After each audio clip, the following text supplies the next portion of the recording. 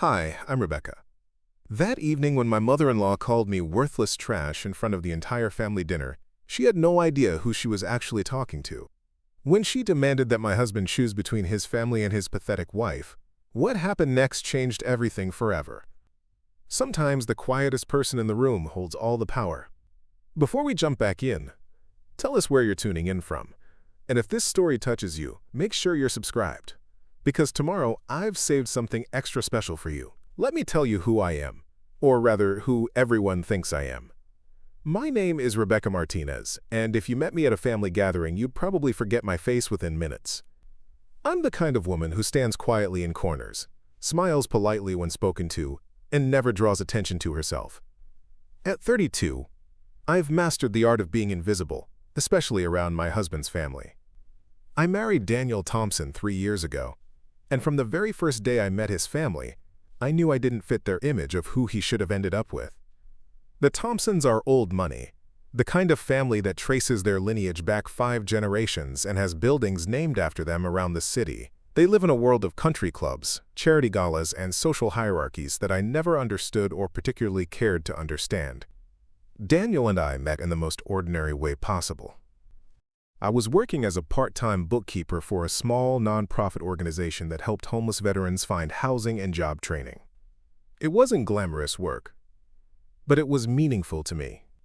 I'd grown up in a middle-class family where my father worked 2 jobs to keep us comfortable, and my mother cleaned houses to help pay for my college education. Hard work and helping others weren't just values in my family, they were survival. The non-profit was struggling financially, as most small charities do, and we desperately needed someone with business expertise to help us reorganize our funding structure. That's when Daniel volunteered his time. I later learned that he had recently inherited his grandfather's business empire, but at the time, he just seemed like a kind, intelligent man who genuinely wanted to help. For 6 months, Daniel came to our tiny office every Tuesday and Thursday evening, working with our small team to create sustainable funding models and efficient operational systems.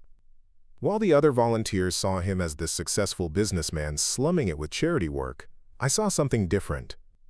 I saw someone who was genuinely interested in making a difference, someone who listened more than he spoke, and someone who treated our janitor with the same respect he showed our executive director. Our relationship developed slowly, built on shared late nights reviewing budget spreadsheets and discussing ways to expand our programs. Daniel never mentioned his family's wealth during those early months. He drove a modest sedan, wore simple clothes, and the only hint of his background was his impeccable manners and the way he seemed comfortable in any social situation. When he finally told me about his family's business empire, I thought he was joking. The Thompson name was everywhere in our city, on hospital wings, university buildings, and cultural centers. They owned everything from real estate developments to technology companies, and their net worth was the kind of number you saw in Forbes magazine, not in your personal life. But Daniel was different from what I expected old money to be like. He was humble, hardworking, and genuinely committed to using his resources to help others. He'd been running the family businesses for 2 years by the time we met, and instead of living off his inheritance, he'd actually grown their portfolio while simultaneously increasing their charitable contributions. Our relationship deepened naturally. Daniel would pick me up after work, and we'd drive to small restaurants where we could talk for hours about everything, from literature to social justice to our dreams for the future. He never tried to impress me with expensive gestures or luxury experiences. Instead, he impressed me with his kindness, his intelligence, and his genuine desire to be a better person every day. When Daniel proposed, he did it in the most perfectly simple way. We were volunteering together at a weekend food drive, and during our lunch break, he got down on one knee right there in the church parking lot, surrounded by boxes of canned goods and other volunteers. The ring was beautiful, but not ostentatious, and his proposal was heartfelt and personal. He told me that he'd never met anyone who made him want to be better, someone who saw the world the way I did and made him believe that together, we could actually make a difference. I said yes immediately, not because of his money, which I was still getting used to understanding, but because I loved the man he was when we were together. Daniel brought out the best in me, and I hoped I did the same for him. We started planning a small, intimate wedding, something that reflected our values and our relationship rather than his family's social expectations. That's when I first met his mother, Patricia Thompson, and his sister, Victoria. The meeting was arranged as a casual lunch at the country club, but I quickly realized that nothing involving the Thompson family was ever truly casual. Patricia arrived wearing what I later learned was a designer outfit that cost more than I made in 3 months, and Victoria looked like she'd stepped off the pages of a fashion magazine. Preparing and narrating the story took us a lot of time, so if you are enjoying it, subscribe to our channel. It means a lot to us. Now back to the story. From the moment introductions were made, I could feel their judgment. It wasn't spoken aloud, but it was there in the way Patricia's eyes lingered on my simple dress, the way Victoria's smile never quite reached her eyes, and the way they both seemed to be evaluating every word I spoke. The conversation was polite but strained, filled with questions about my background, my family, and my career that felt more like an interrogation than getting to know you small talk. Patricia asked about my father's profession with the kind of tone that suggested she already knew the answer wouldn't meet her standards. When I proudly told her that he was a master electrician who had built his own contracting business from nothing, her smile became even more forced. Victoria inquired about my education, and when I mentioned my state university degree in accounting, I saw her exchange a look with her mother that spoke volumes. But the most telling moment came when Patricia asked about my plans after marriage. When I explained that I intended to continue working with nonprofit organizations and possibly expand into financial consulting for small charities, the silence at the table was deafening. It was clear that in their world, wives of wealthy men didn't work. They managed social calendars and charitable boards, but they didn't actually work. Daniel, bless him, tried to bridge the gap throughout that lunch. He talked enthusiastically about my work, praising my intelligence and dedication in ways that made me fall in love with him even more. But I could see the tension in his shoulders, the way he was working extra hard to make everyone comfortable, and I realized this was going to be an ongoing challenge in our marriage. After that lunch, the passive-aggressive campaign began. Patricia would call Daniel with concerns about our relationship, always phrased as loving worry for his future. She'd forward him articles about prenuptial agreements and the importance of protecting family assets. Victoria would make comments about how different I was from Daniel's previous girlfriends, women who had apparently understood the family's social responsibilities. But Daniel stood firm. He defended me consistently and lovingly, never wavering in his support of our relationship. He told his family that he had never been happier, that I made him a better man, and that they would eventually see what he saw in me. His confidence in us helped me weather the subtle disapproval and outright hostility that seemed to increase as our wedding date approached. The wedding itself became a battleground of wills. Patricia had suggestions about everything from the venue to the guest list, all of which would have transformed our intimate ceremony into a social spectacle. She wanted the reception at the country club, a guest list of 300 people, and a menu that would have fed half the city. When Daniel and I held firm on our vision of a small ceremony followed by a dinner for close family and friends, Patricia made it clear that she considered this another sign of my inappropriate influence on her son. We compromised where we could, but ultimately held the wedding we wanted. It was beautiful, meaningful, and perfectly reflected who we were as a couple. Daniel's father, Robert, seemed genuinely happy for us and made an effort to welcome me into the family. But Patricia and Victoria's smiles during the ceremony looked painful, and their congratulations felt rehearsed rather than heartfelt. The first year of marriage was a constant navigation of family dynamics. Daniel and I were blissfully happy in our private life, but family gatherings became exercises in endurance for me. Patricia had perfected the art of the backhanded compliment and the passive-aggressive suggestion. She'd comment on how interesting my outfit choices were or how unique my perspectives on various topics seemed to be. Victoria was more direct in her disapproval. She'd make comments about how marriage had changed Daniel, how he seemed less interested in the family businesses and social obligations that had once been important to him. She'd reminisce about his previous relationships with women who had understood their social position, always within earshot of me. But the worst part wasn't the direct criticism, it was the way they made me invisible, while simultaneously scrutinizing my every move. At family dinners, conversations would flow around me as if I weren't there. They'd discuss business decisions, family matters, and social events without including me, but then make pointed comments about my silence or lack of contribution to the discussion. Daniel saw what was happening and tried to address it multiple times. He'd pull his mother aside and ask her to make more of an effort to include me.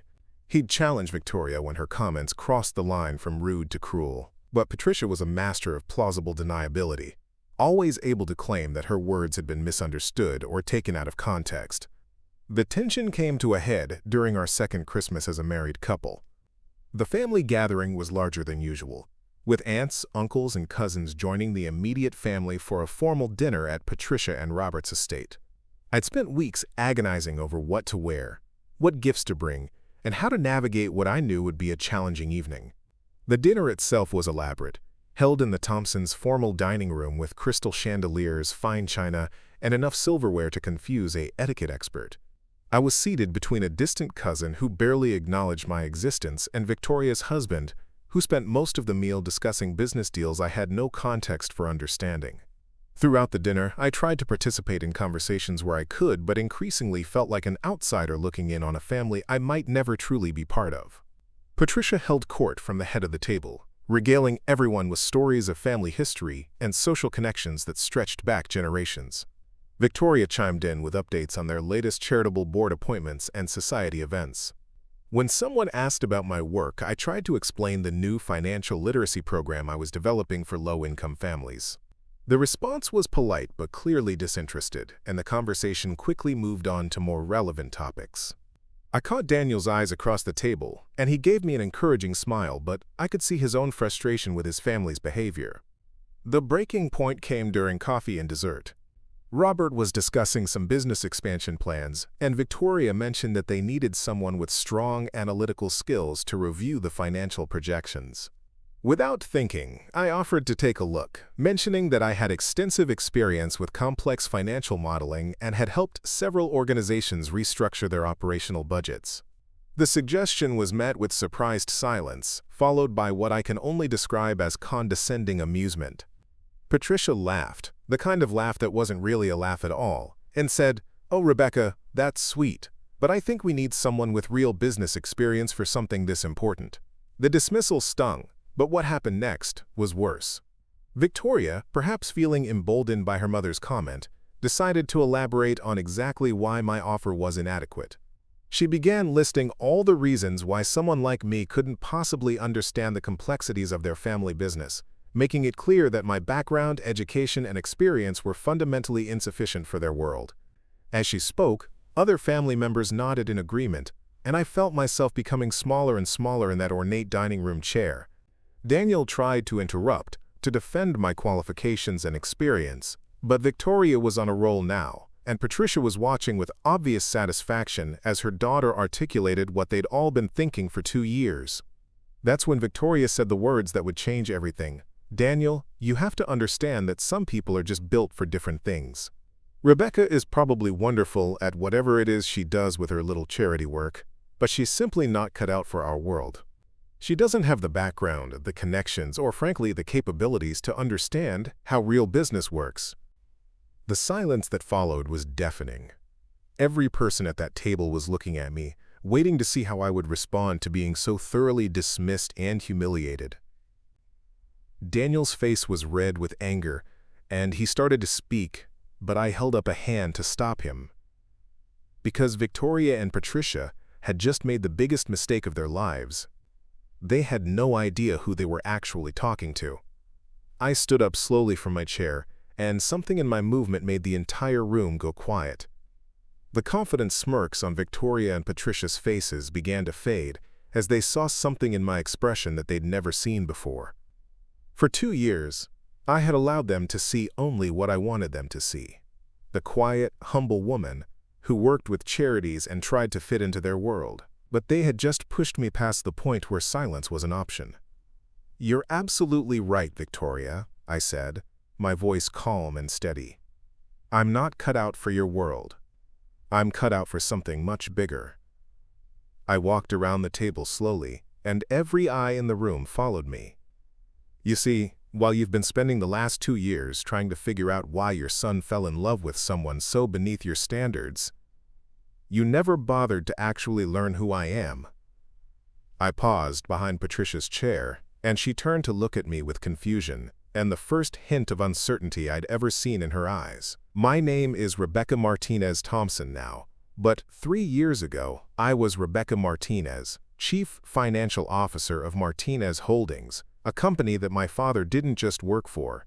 He built from a single electrical contracting job into a multi-billion-dollar infrastructure empire.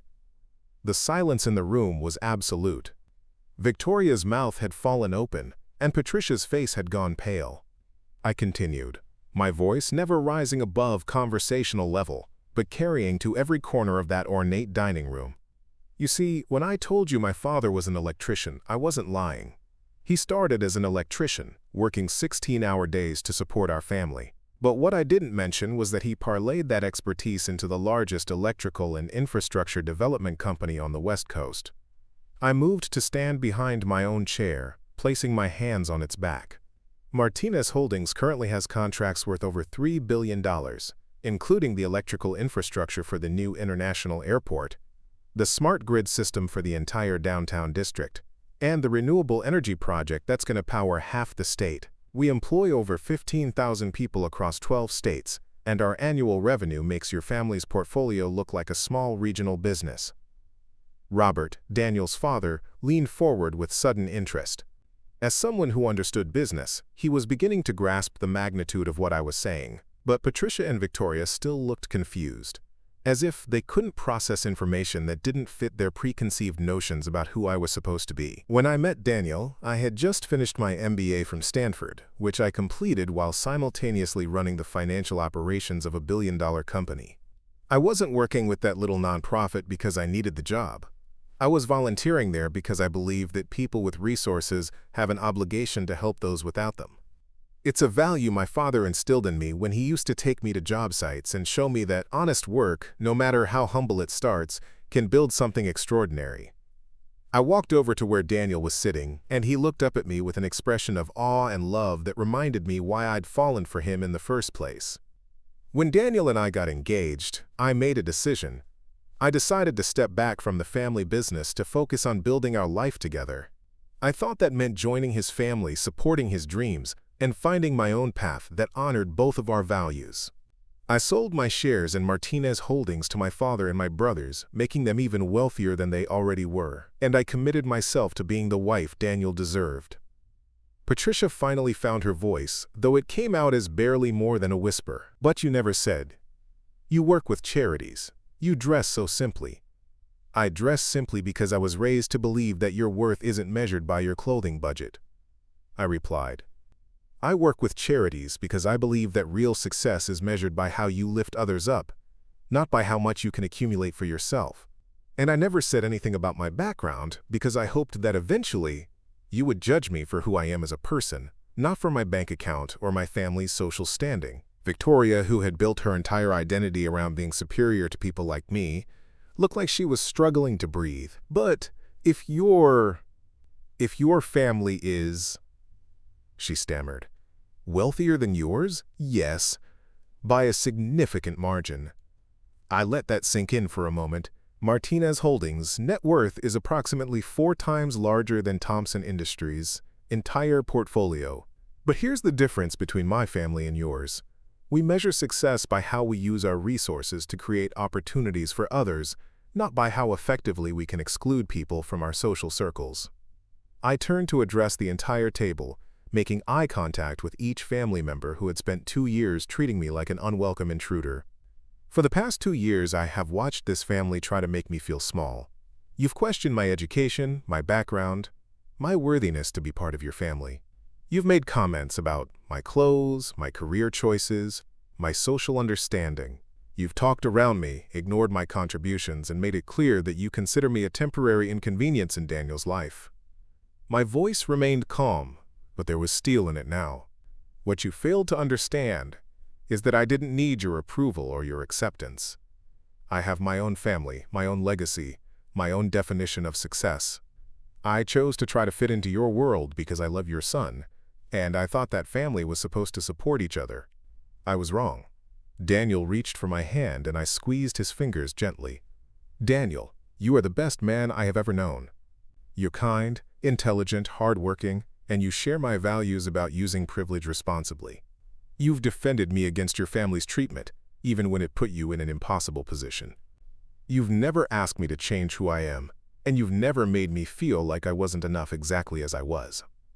I looked directly at Patricia, then at Victoria. But I will not spend another moment trying to earn the respect of people who are determined to withhold it. I will not pretend to be less than I am to make you feel more comfortable. And I will not allow you to continue treating the woman your son loves like she's something he scraped off his shoe. Robert cleared his throat and spoke for the first time since my revelation began.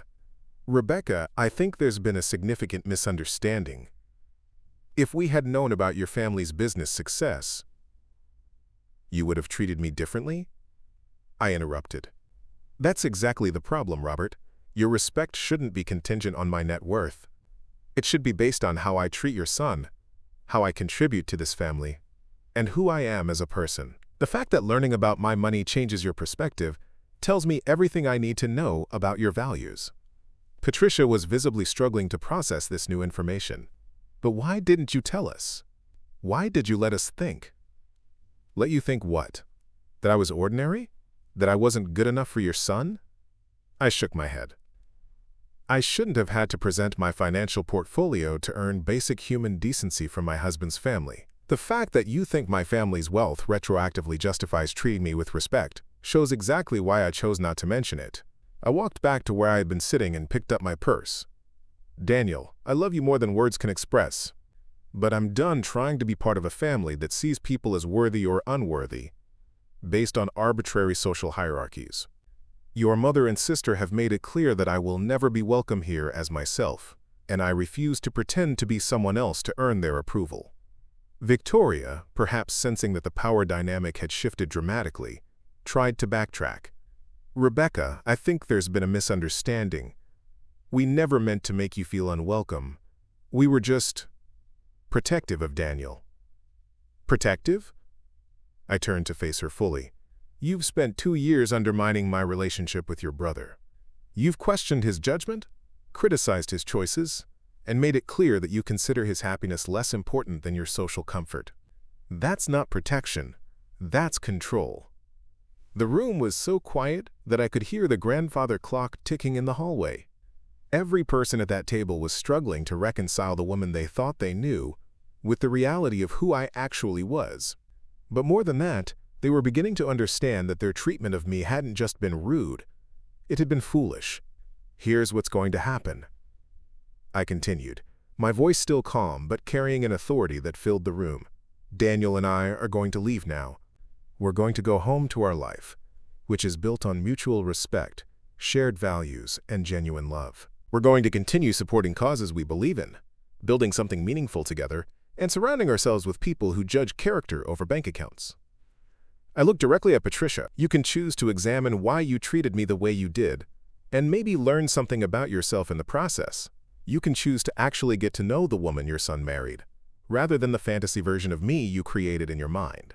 Or you can continue believing that your social status gives you the right to treat people poorly based on your assumptions about their worth. Daniel stood up and moved to my side. I think we should go, he said quietly, and I could hear both love and resolve in his voice. Patricia finally seemed to understand the gravity of what had just happened. Wait, please. Can we talk about this? Can we start over? Start over. I looked at her with genuine curiosity. Patricia, for 2 years you've made me feel unwelcome in your home, questioned my worthiness to be part of your family, and dismissed my contributions to every conversation. Tonight, your daughter told me I wasn't cut out for your world and didn't have the capabilities to understand real business. Why would I want to start over with people who have shown me exactly who they are? Robert stood up as well. Rebecca, I think we owe you an apology, a significant apology. We made assumptions that were completely wrong, and we treated you in ways that were unacceptable regardless of your background. You're right, Robert. You do owe me an apology. But more than that, you owe yourself some honest reflection about why you thought it was acceptable to treat anyone the way you treated me. Money doesn't make me more worthy of respect. I was always worthy of respect, just like every other human being who walks into your home. Daniel took my hand. Are you ready? He asked, and I nodded. As we moved toward the door, Patricia called out desperately, Daniel, please don't leave like this. We can fix this. We can make this right. Daniel paused and turned back to his family. Mom, for 2 years I've watched you treat the woman I love like she was beneath you. I've defended Rebecca, asked you to give her a chance, and hoped you would eventually see what I see in her. Tonight, you didn't just insult my wife. You showed me that your love and acceptance are conditional on things that shouldn't matter. His voice was heavy with disappointment. Rebecca doesn't need to prove anything to you. She never did. She's accomplished, intelligent, kind, and she makes me a better man every single day. The fact that you couldn't see that says nothing about her and everything about you. Victoria, who had been silent since her worldview had been turned upside down, finally spoke. Daniel, we didn't know. If we had known about her family's business. That's the point, Victoria. Daniel replied, his voice firm but sad. You shouldn't have needed to know about her family's business to treat her with respect. You should have been able to see her intelligence, her kindness, her strength, and her character. Instead, you saw someone you could diminish to make yourselves feel superior. As we reached the front door, I turned back one last time. I want you all to understand something. I don't need your family's money, your social connections, or your approval. I have my own resources, my own network, and my own definition of success. What I needed was to be welcomed into a family that loved my husband, because I thought that would make him happy. I paused, looking at each of them. I hope someday you'll understand that the most valuable things in life, love, respect, integrity, kindness, can't be bought or inherited. They have to be earned through how you treat other people, especially people you think have less power than you do. Daniel opened the door, and as we stepped out into the cool evening air, I felt a weight lifting from my shoulders. For 2 years, I had tried to be small enough to fit into their expectations, quiet enough not to threaten their comfort, humble enough to earn their acceptance. I had diminished myself in hopes of finding a place in their family. But tonight, I remembered who I was before I met them, and who I had always been underneath their disapproval. I was Rebecca Martinez, daughter of immigrants who built an empire through hard work and determination. I was a woman who had earned her place in the world through her own efforts, not through marriage or inheritance. I was someone who believed in using success to lift others up, not to exclude them. As Daniel and I drove home in comfortable silence, I realized that the confrontation hadn't been about proving my worth to his family. It had been about remembering my worth to myself. For 2 years, I had allowed their treatment to make me question whether I belonged anywhere, whether I was somehow fundamentally inadequate. But the truth was, I had never needed to prove anything to anyone. The woman they had spent 2 years trying to diminish was the same woman who had built financial models for billion-dollar projects, who had negotiated contracts with international corporations, who had turned down job offers from Fortune 500 companies because she wanted to build something meaningful instead. When we arrived home, Daniel turned to me with tears in his eyes. "I'm so sorry," he said. "I'm sorry for what they put you through, and I'm sorry I didn't do more to stop it." "You defended me every time," I replied, taking his hands in mine. "You never wavered in your support, even when it meant standing against your own family. That meant everything to me." "Are you going to be okay?" he asked. "With cutting ties with them?" I smiled, feeling truly free for the first time in 2 years. "Daniel, I've been okay this entire time. I just forgot for a while. Your family doesn't define my worth, and their approval was never necessary for my happiness. What matters is us, our life together, and the people who love us for who we actually are." That night, as I reflected on everything that had happened, I realized that the evening had taught me something crucial about strength and self-worth. True confidence isn't about proving yourself to people who are determined to diminish you. It's about knowing who you are, regardless of whether others choose to see it. For 2 years, I had tried to earn acceptance from people who had decided from the first moment that I wasn't worthy of it. I had allowed their treatment to make me smaller, quieter, less than myself. But tonight I remembered that their inability to see my value was their limitation, not mine. The most powerful moment hadn't been revealing my family's wealth or business success. It had been deciding that I deserved respect regardless of my bank account, that my worth as a person wasn't dependent on their approval, and that I would no longer diminish myself to make others comfortable. Sometimes the greatest gift you can give yourself is the permission to be exactly who you are, without apology or explanation. Sometimes the strongest thing you can do is walk away from people who refuse to see your worth, even when those people are family. And sometimes, the most important lesson you can learn is that you never needed their validation in the first place. You were always enough, exactly as you were. Up next, you've got 2 more standout stories right on your screen. If this one hit the mark, you won't want to pass these up. Just click and check them out. And don't forget to subscribe and turn on the notification bell so you don't miss any upload from us.